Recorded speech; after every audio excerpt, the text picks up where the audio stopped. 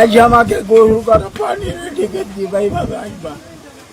এই তো আসছি আসছি, আমাকে সকালবেলায় বলি গেল যে আমি আসবো, এই আশায় আসলো জীবন গেল মতো। নাটোরের বড়াই গ্রামে সড়ক দুর্ঘটনায় এক পরিবারের ৭ জন সহ নিহত ৮। Desk report, news Meherpur.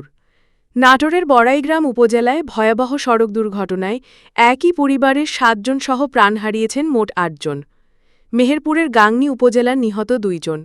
Betbaria গ্রামের মোহাম্মদ মোল্লার স্ত্রী আঞ্জুমান আরা ও মেয়ে সীমা খাতুনের শ্বশুরবাড়ি ভোলারদার।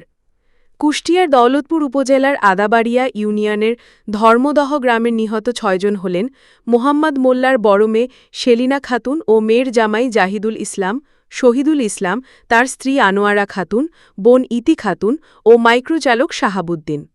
আজ বুধবার দুপুর ১২টার দিকে বড়াই গ্রামের তরমুজ পাম্প এলাকায় বনপাড়া হাটিকুমরুল মহাসড়কে এ দুর্ঘটনা ঘটে।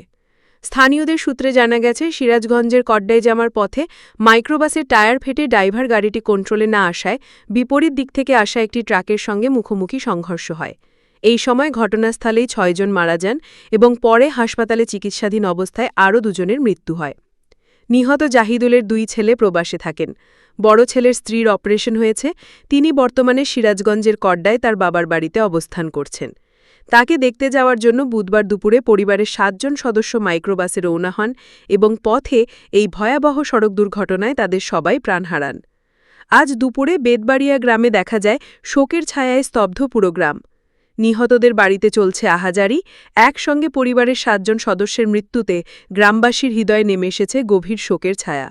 ফলো, লাইক, কমেন্ট, শেয়ার করুন।